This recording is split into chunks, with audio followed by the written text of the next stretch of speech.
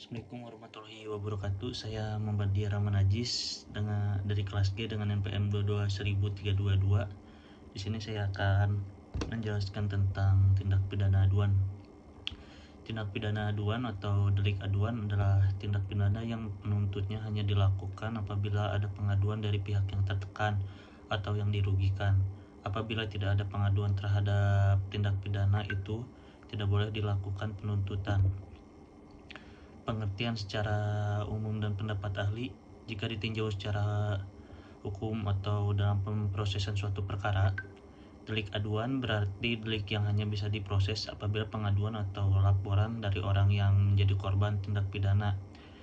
Utrecht dalam hukum pidana 2 mengungkapkan bahwa dalam delik aduan, penuntutan terhadap delik tersebut digantungkan pada persetujuan dari yang dirugikan atau korban dalam delik aduan. Korban tindak pidana dapat mencabut laporan apabila telah terjadi suatu perdamaian di antara korban dan terdakwa. Hal ini diterangkan dalam pasal 75 KUHP yang menyebutkan bahwa orang yang mengajukan pengaduan berhak menarik kembali pengaduannya dalam waktu 3 bulan setelah pengaduan diajukan. Dasar hukum tindak pidana aduan ada di pasal 24 yang berbunyi ayat 1, dalam hal tertentu pelaku tindak pidana dapat dituntut dasar pengaduan. Ayat 2, tindak pidana aduan harus ditentukan secara tegas dalam undang-undang. Pasal 25 ayat 1, dalam hal korban tindak pidana aduan belum berumur 16 tahun yang berhak mengadu merupakan orang tua atau walinya. Ayat 2, dalam hal orang tua atau wali sebagaimana dimaksud pada ayat 1, tidak ada atau orang tua wali itu sendiri yang harus diadukan. Pengaduan dilakukan oleh keluarga saudara dalam garis lurus. Ayat 3, dalam hal keluarga saudara dalam garis lurus sebagaimana dimaksud pada ayat 2, tidak ada pengaduan dilakukan oleh keluarga saudara dalam garis menyamping sampai derkiat ketiga. Ayat 4, dalam hal korban tindak pidana sebagaimana dimaksud pada ayat 1, tidak memiliki orang tua, wali atau keluarga saudara dalam garis lurus ke atas maupun menyamping sampai derajat ketiga, pengaduan dilakukan oleh diri sendiri dan ataupun pendamping.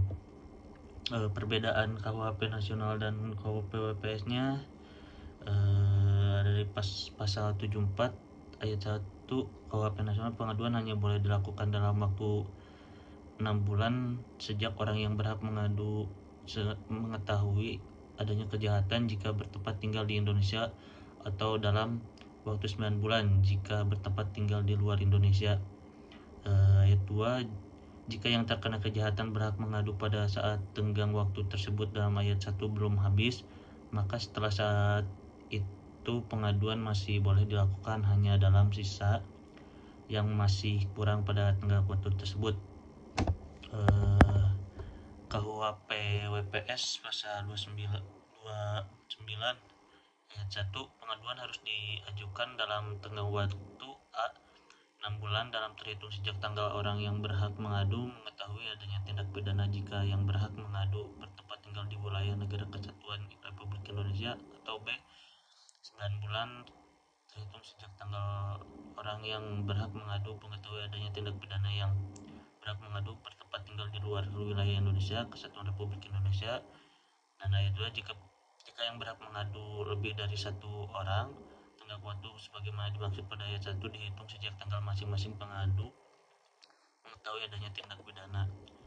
Contoh kasus ada kasus Vicky Prasetyo yang berawal dari penggerebekan Vicky Prasetyo pada November 2018. Vicky Prasetyo menuding Angel Elga, yaitu istrinya, telah berselingkuh dengan seorang pria lain.